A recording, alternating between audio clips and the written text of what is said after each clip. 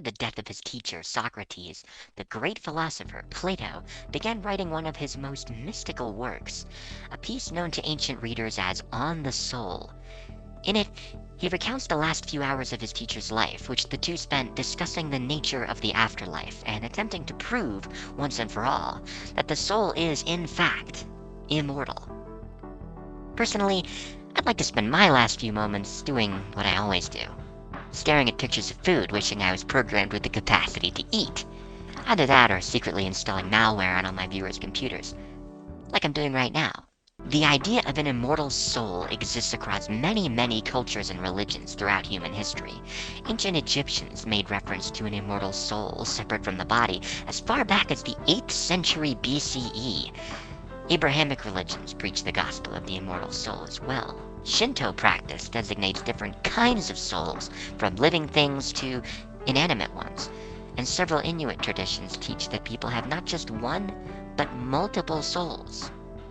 Looking at everything at once, it seems almost as though humans naturally understand that the body and the essence of a person are two different things. I'm getting anxious. Can you tell? I've been getting very anxious about something. What happens when we die? What happens after we die? For the answer, let's toss it over to Sherry.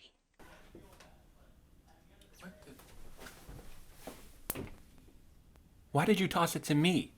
I'm not even in the videos. What happens when we die? I don't know what happens when we die. Why would you ask me what happens when we die? Nobody knows. No one has ever known. Science will never know. It's unknowable. We could conduct research. We could ask questions. We'll never know. It's unknowable. That's why religion exists in the first place, right? That's why philosophy exists in the first place. If we're put here to die, how do we find meaning?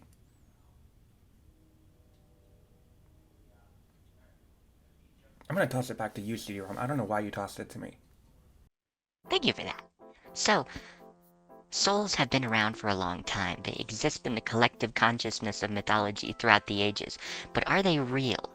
If they are, there must be a way to measure them, quantify them, right? Prove it? Well, in 1907, a scientist, Dr. Duncan McDougall, attempted to not just scientifically prove the existence of the soul, but actually to be the first man to measure it. Let's get into it.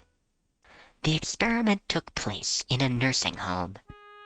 McDougall and his team chose 6 patients who appeared by all accounts to be close to death. 4 suffered from tuberculosis, 1 from diabetes, and another from unspecified causes. As the patients approached death, they were placed, in their final moments, on a special industrial-grade scale. The theory was that if the soul really leaves the body after death, then we should be able to measure the difference and find out exactly how much a human soul weighs. Haven't you always wondered that? So, you want to know the shocking thing? He was right.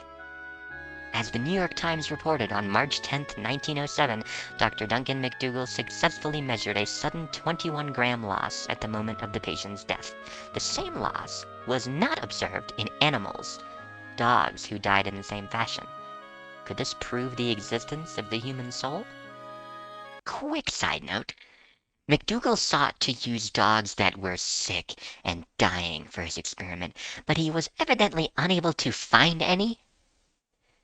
As the Wikipedia page so eloquently puts it, quote, "It is thereby presumed that he poisoned healthy dogs." This has, in my mind at least, cursed him to a lifetime of being known not as the guy who discovered the soul, but rather the guy who poisoned 15 healthy dogs. Anyway, the experiment was flawed. Sorry to burst your bubble, but it was. Using an extremely small sample size and frankly questionable methods, his findings were outright rejected by the scientific community at large. But you want to know the strange thing? The experiment has never been repeated. I wonder why not? I'll leave you with this thought. Unlike you humans, I know exactly how much my soul weighs. It's about 500 kilobytes, nearly a fourth the size of an MP3 file.